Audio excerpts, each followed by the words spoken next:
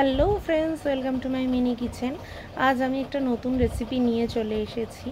তো এটা green egg কারি করে দেখাবো আমি আপনাদেরকে। তো ফার্স্টেই ডিমটাকে পেঁয়াজের সাথে মিক্সড করে নেব, নুন দেবো তার সাথে, আর গোলমরিচ দেবো, দিয়ে আমি ছোট ছোট করে এখানে ডিমের অমলেট ভেজে নেব। তো ফার্স্টেই আমি ডিমটাকে ফাটিয়ে নিয়েছি, নিয়ে গোলমরিচ দিয়ে দিলাম, নুন দিয়ে দিলাম, আর তার সাথে পেঁয়াজের যে চপড করে রেখেছিলাম সেগুলোকেও দিয়ে দিলাম। এইবারে ছোট ছোট আকৃতিতে আমি ভেজে নেব ডিমগুলোকে, ডিমের অমলেট করে। যেহেতু আমি মিনি কিচেনে করেছি সেজন্য আমি একটা দিয়েই 4টে অমলেট বানিয়েছিলাম। যদি কেউ বড়, মানে এমনি নর্মালি বড় একটা করে ডিম দিয়েও কিন্তু একটা করে অমলেট ভেজে নিতে পারেন। তো একইভাবে একই প্রসেসে আমি 4টে অমলেট বানিয়ে নিয়েছি। এটা কিন্তু খুব বেশি তেল দিয়ে ভাজার কোনো দরকার নেই, আমি সামান্য তেল দিয়েই করেছিলাম। এর সাথে আমি ধনেপাতা, পেঁয়াজ, রসুন, আদা সব কিছু দিয়ে একটা পেস্ট বানিয়ে নেব।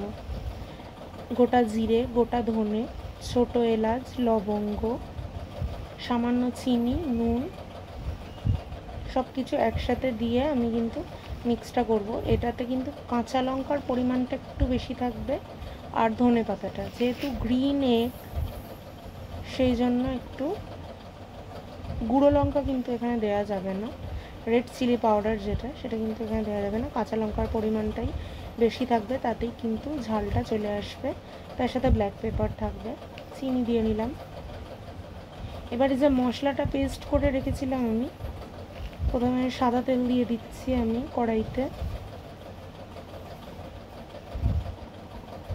তারপরে আমি পেঁয়াজগুলো ফোড়নে দিয়ে দিলাম, যেগুলো ঝিরিঝিরি করে কেটে রেখেছিলাম। তারপরে ওই যে মশলাটা সেটা দিয়ে আমি এটাতে কষাবো। তার সাথে পেঁয়াজের সাথে আমি একটু কালো জিরেও ফোড়ন দিয়েছিলাম এখানে।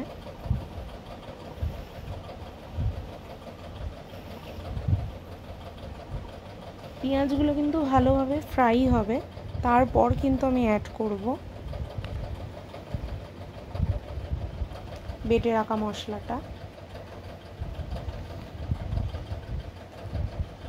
বেটে রাখা মশলাটা দিয়ে কিন্তু বেশ খানিকক্ষণ কষাতে হবে। এই যে আমার গ্রিন কালারের পেস্টটা কিন্তু আমি এখানে দিয়ে নিয়েছি, আমি ভালোভাবে কষিয়ে নেব। একটু হাতে টাইম নিয়ে কষাতে হবে। আমি এখানে দিয়ে দিলাম ভাজা মশলা, ইউজ করলাম, যেটা আমি সব রান্নাতেই দিয়ে থাকি, আর গরম মশলাও দিয়ে দিয়েছিলাম একসাথেই। তো ভালোভাবে আমি কষিয়ে নিচ্ছিলাম, আর একটু বাটি ধোয়া জলও দিয়ে দিলাম। বাটি ধোয়া জল দিলে কিন্তু এমনি টেস্ট বেড়ে যায় যে কোনো রান্নায়। এবার গ্রেভিটাকে ভালোভাবে আমি ফুটিয়ে নেব।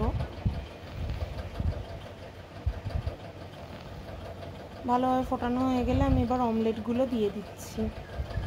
এই একই সেম প্রসেসে কিন্তু সেদ্ধ ডিম দিয়েও এটা করা যেতে পারে।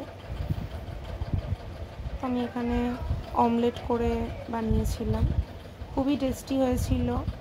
লুচি বা রুটির সাথে বা পরোটার সাথে, ভাতের সাথেও কিন্তু এটা দারুণ লাগবে। আমাদের রান্নাটা কিন্তু কমপ্লিট, খুবই টেস্টি হয়েছিল। বাড়িতে অতি অবশ্যই ট্রাই করবেন আর আমার কমেন্টে জানাবেন। Thank you.